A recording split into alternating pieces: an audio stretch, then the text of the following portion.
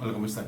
En esta ocasión queremos dar una breve introducción al uso de la aplicación en línea Google Colab para ciencia de datos, para elaborar cuadernos y hacer prácticas de aprendizaje en Google Colab dentro del programa orientado por el profesor Nielsen,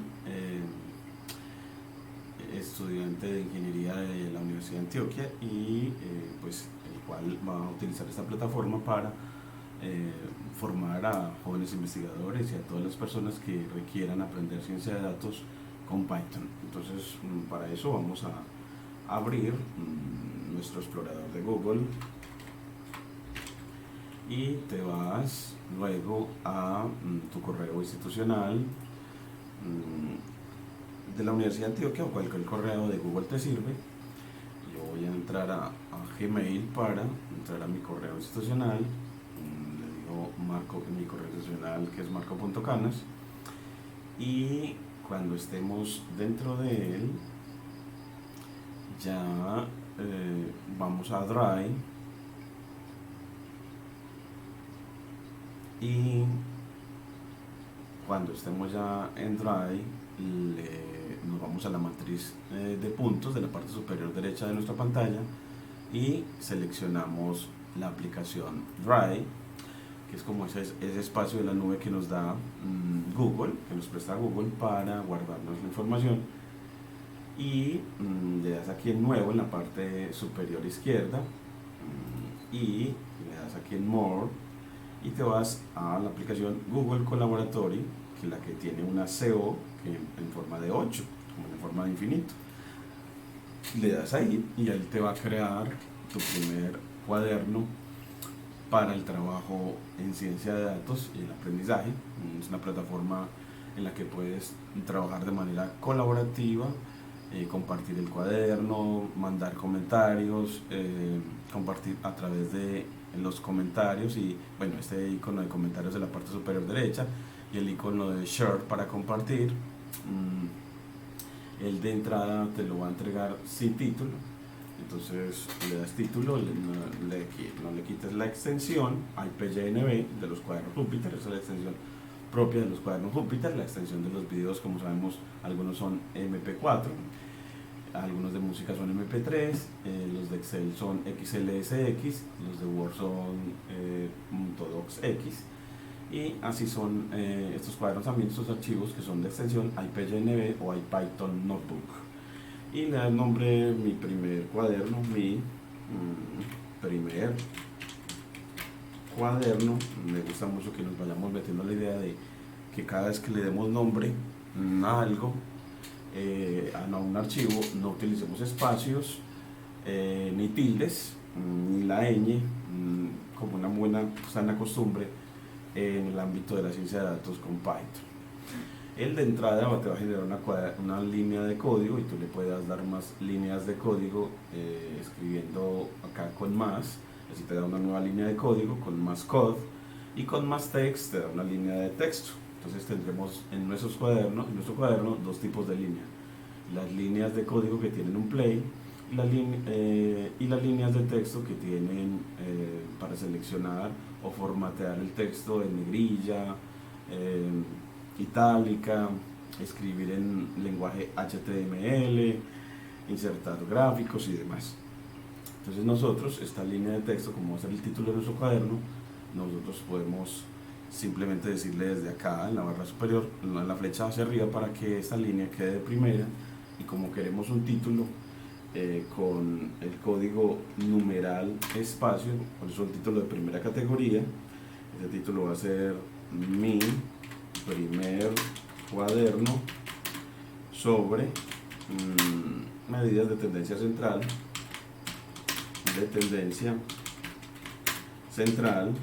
en estadística para ciencia de datos. Y ya un título de segunda categoría le pones doble numeral espacio y ahí le pones, bueno, pues la primera será la media, entonces como que lo pones como subtítulo y ya con eso tienes un título y un subtítulo. Si quieres otro título de menor categoría, le pones numerales, y si quieres que sea de menor tamaño, pues ya serían 3 numerales, espacio. Así ya tienes cómo crear títulos, y después de crear títulos, pues bueno, una fórmula, por ejemplo, la fórmula para la media, yo delimitando entre signos de dólar, en realidad entre dobles signos de dólar, así, yo voy a escribir la definición de la media. Entonces la media escribo bar para que me genere una barra, delimito con llaves y la X. Mire que al lado derecho me aparece efectivamente la X con la barra, que es la forma en la que la literatura usualmente se denota a la media muestral. Y bueno, después le pones igual para que le quede una ecuación matemática con el igual, diciendo que X barra es igual a, bueno, pues frac, para escribir una fracción, un par de llaves para el numerador, un par de llaves para el denominador, y así creamos un espacio para una fracción en la que en la parte de arriba vamos a escribirle backslash sum. Ese backslash es una tecla que la activas con algere y la tecla que está al lado derecho del 0, y así tienes el backslash, no es el slash. La suma de los x su con guión bajo delimita los x sub i sobre el tamaño de la muestra. Entonces así miren que me queda una fórmula LaTeX que me define a la media. Entonces el lenguaje LaTeX, las líneas de texto de nuestro cuaderno, sirve efectivamente para la edición de ecuaciones y para la escritura de texto de contextualización científica. Recordemos que aquí podemos poner, bueno, pues la media, media o promedio es una medida de tendencia central que se define como la suma de los datos sobre el tamaño de los mismos, sobre el tamaño de los mismos, tamaño de los mismos. Ya aquí en las líneas de texto sí puedes utilizar la ñ, dejar espacios y demás, y son líneas para la contextualización científica en esta labor de comunicación científica. Y las líneas de código, bueno, vamos a ver y cómo es que nosotros utilizamos las líneas de código. Pues vamos, por ejemplo, en este caso a importar a NumPy, que es una librería de cálculo, el cálculo numérico de Python, de ahí su nombre NumPy, y ella sirve para manipular con facilidad grandes cantidades de datos en una forma de estructura de datos llamada NV-Array o matrices de NumPy, y casi siempre ella se le pone a esta librería un seudónimo, por eso escribimos ASNP, es usual escribirlo así, para que cada vez que vayas a utilizar una herramienta de ella solo escribas no NumPy sino solamente NP. Le das Shift Enter y mire que ya él corre prestándote un computador, y aquí te dice cuánto de RAM te están prestando 0.8 gigabytes de 0.8 gigabytes y de disco o de 0.91 gigabytes a 12.68 gigabytes de RAM, y de 35 gigabytes a 107 gigabytes de disco duro, y con núcleo de Python 3 para el núcleo de este cuaderno. Entonces ya cuando tienes esa librería puedes calcular la media, pero bueno, creas unos datos, por ejemplo unos datos sobre estaturas, y esas estaturas creas una variable así, le das nombre, igual, así creas una variable en donde vas a guardar los datos, y esos datos los puedes guardar como una lista de Python. Gusta mucho inicialmente. Las listas son las estructuras de datos delimitadas por corchetes.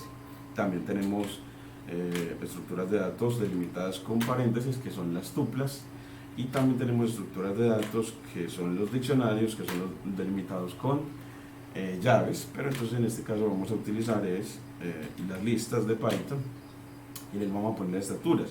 Por ejemplo, en mi estatura 1.65, la estatura de mi esposa, 1.52. El punto decimal en Python es un punto, valga la aclaración, y los datos o las estaturas se separan por coma. Los datos se separan por coma, el punto decimal con punto. Y bueno, pues dejémoslo así, esas dos estaturas. Entonces, así ya corremos con el play o el shift enter, y él cuando pone este chilo nos quiere decir que hemos definido bien la variable estaturas con dos estaturas como una lista de Python. Puedes ver que es una lista de Python y se utiliza mucho. Le dices, bueno, dame una nueva línea de código, y le dices por acá, también te aparece nueva línea de código, y le dices, dígame de qué tipo, dígame el type de la estructura de datos de la variable estaturas. Entonces él, cuando le das shift enter, te dice que eso es una lista de Python, es de tipo list.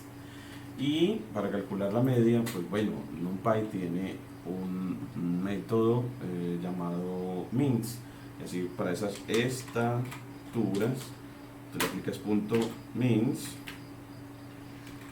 y termina en paréntesis porque es un método, es decir, una función que nos provee información alrededor de este objeto llamado estaturas. Y cuando le damos play, él efectivamente, en este caso nos dice, bueno, dice que las listas no tienen atributo means. Entonces lo que podemos hacer es, bueno, pues hay una que me parece súper bacana, y es que Python por defecto, sin utilizar NumPy, puede calcular la media con la función means. Entonces miren que ya escribimos ya no con notación de puntos, sino el nombre de la función means, y aplicada a estaturas, y ya con eso le damos shift enter y nos dice, bueno, means no está definido. Vamos a ver si aquí no nos la trae como por defecto la función, porque nos dice syntax error. Entonces creemos estas estaturas como una estructura de array de NumPy con la función np.array paréntesis actuando sobre esa lista de Python, y así él nos va a crear las estaturas ya no como una lista de Python, sino como un ND-array de NumPy, un ND-array de NumPy. Eso nos dice ya, así le hemos cambiado la estructura de datos a nuestros datos. Y de esa manera, ahora sí miremos si podemos a estaturas aplicarle .means, el método, y él nos dice, bueno, el promedio de las estaturas ahora sí nos lo da, y nos dice en esta línea de salida que es 1.585. Verifiquemos que sí. Pues uno dice, pues coge las dos estaturas, entre paréntesis, en una línea de código y la suma, 1.65 más 1.52, y divide por el número de ellas. Entonces, y le damos shift enter. Vemos que en esta línea de código, miren que nos coincide la media obtenida con el método means de NumPy, y la media utilizando la definición, simplemente sumando los datos y dividiendo por el número de ellos. Miren que nos dan un valor, mostrándonos que efectivamente el método means lo hace muy bien.